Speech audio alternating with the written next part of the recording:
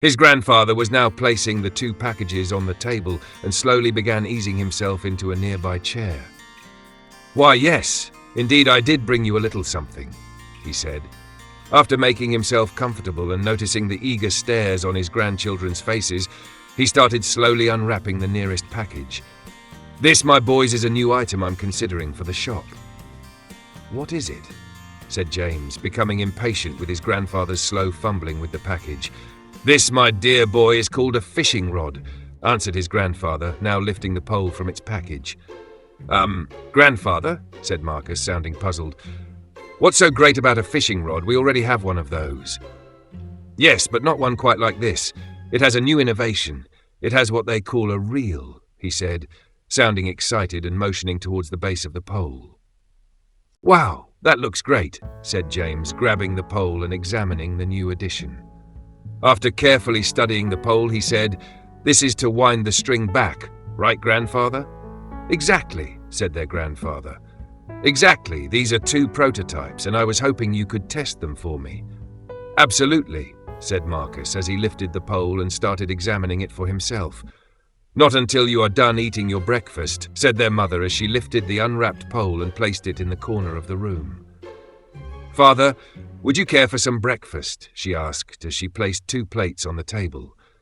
"Why, yes, my dear, that sounds fantastic. Thank you," responded Matthias. The boys sat at the table and began shoving spoonfuls of food into their mouths. "Calm down," she said, noticing the boys racing to finish their meal. "Boys, if you don't slow down, you will choke, and then what will be of your fishing poles?" she added as they didn't seem to heed her original warning. "It's all right, Ariana," said Matthias, chuckling slightly. "They're just eager to get started." "You are coming with us, right, grandfather?" asked James, who had now finished a good portion of his meal and was feeling quite satisfied. "Well, no," said their grandfather. "I think not. I have a few things I need to discuss with your mother. However, I'm sure you 2 boys will get on just fine without an old man holding you up." "All right," said James, sounding disappointed. He then got up from the table and picked up the 2nd wrapped package.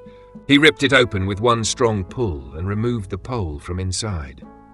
He lifted the newly unwrapped rod carefully in both hands.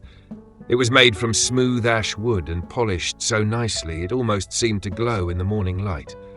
Thin brass bands wrapped around the pole all along the length every few inches, with small pewter loops from handle to tip. Through each loop ran a thin, dark line. It was much thinner than any James had ever seen, but somehow it looked stronger as well, almost as if it wouldn't snap no matter how hard a fish pulled on it. Near the handle sat the reel. It was large and made of brass with tiny gears that could be seen beneath a curved metal guard. There was even a little crank folded against the side. James turned the rod slightly, and the reel made a satisfying tick, tick, tick, tick sound as he wound up a few inches of line until the lure hit the first loop. It was heavier than the fishing poles he was used to, but not awkwardly so. In fact, the longer he held it, the more it felt like it belonged in his hands. At the end of the line hung a small lure.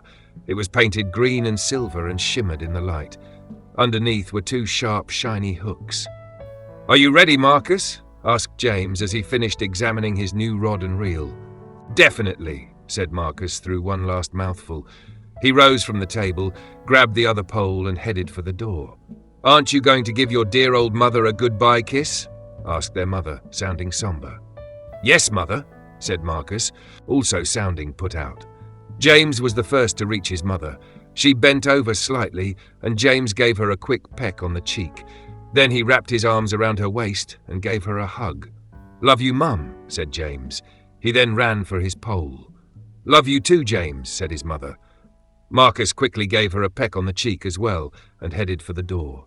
"Love you, Mum," he said, opening the door and waiting for his brother. "Love you too," she replied. "Thanks, Grandpa," the boys said in unison. "You're welcome, boys. Enjoy those, but remember you're doing research.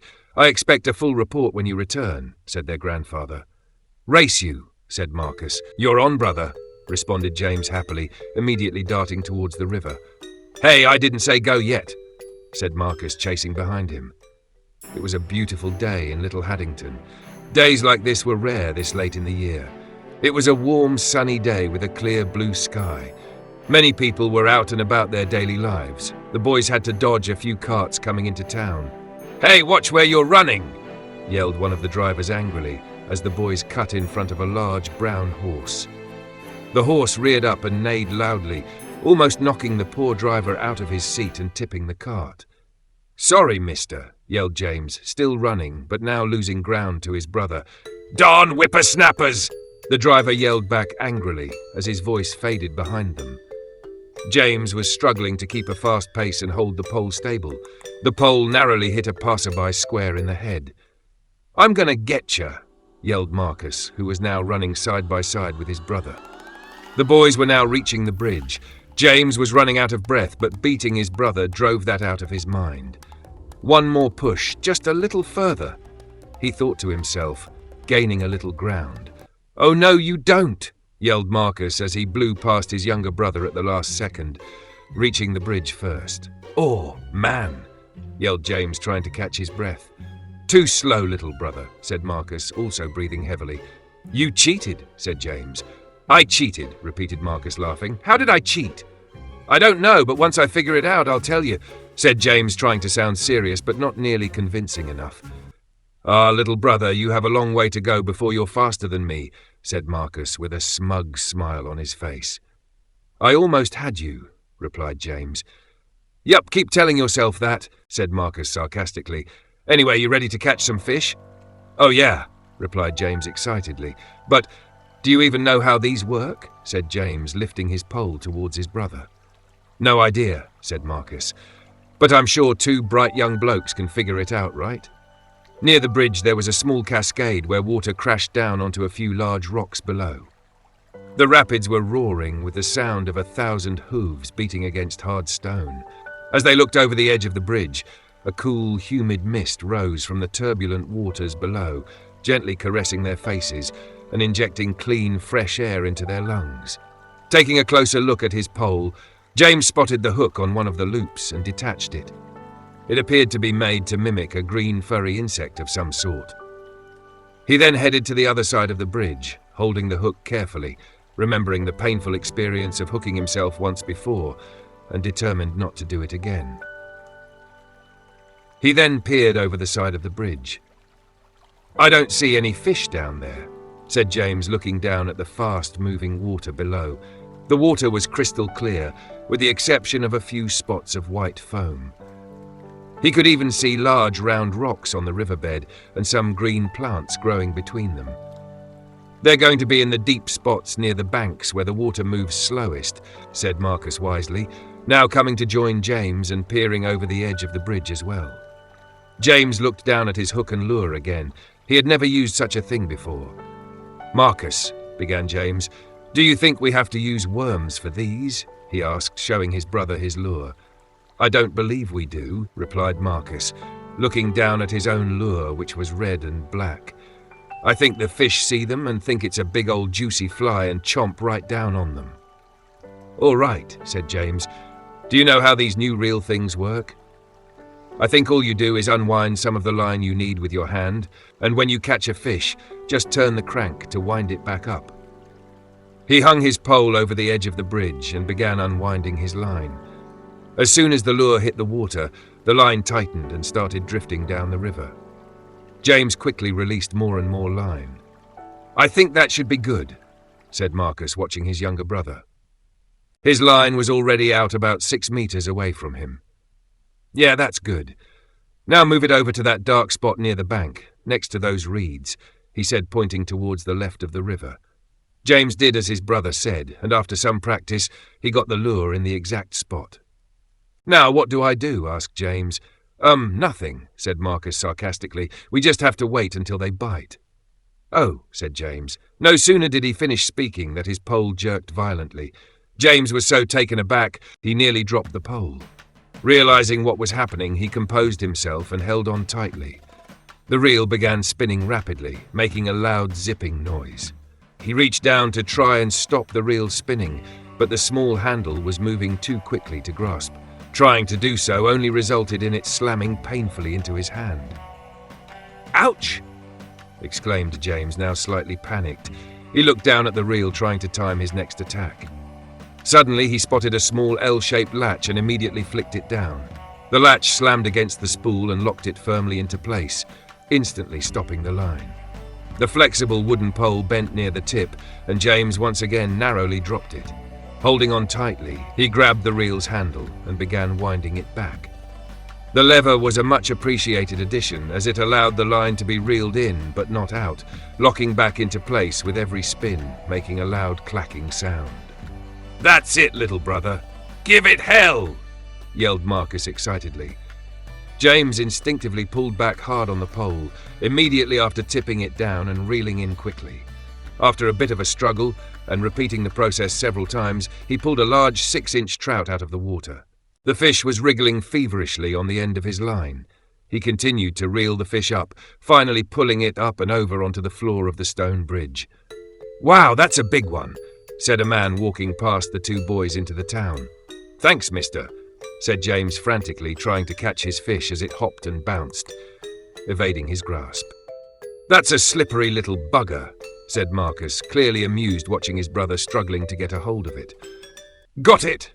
exclaimed James happily, now getting a firm hold of his fish and raising it up to examine it.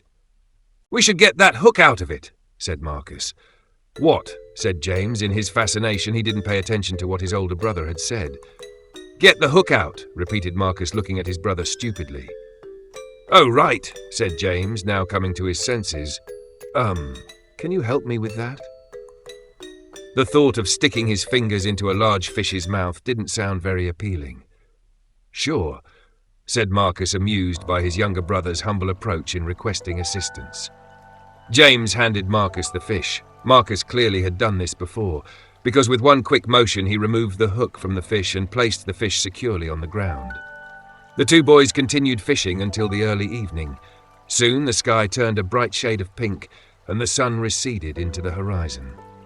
"It's getting late, Marcus," said James, who was having such a good time fishing, he hardly noticed the fleeting light. "Yeah, you're right. We should be getting home," said Marcus, looking up at the pink sky and watching as the last piece of the sun dipped below the horizon. "Here," said Marcus, bending down to collect several fish and handing them to his brother. Soon James's arms were full of fish, ranging from small to large. Marcus then gathered the poles and the boys set off back into town.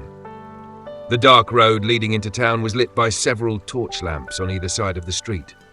Each evening, the town guards would walk the streets, lighting the oil lamps and securing the village. They had to use a long pole to light them, as they were a few meters high. The lamps cast a soft, flickering orange glow onto the stone walls of nearby buildings.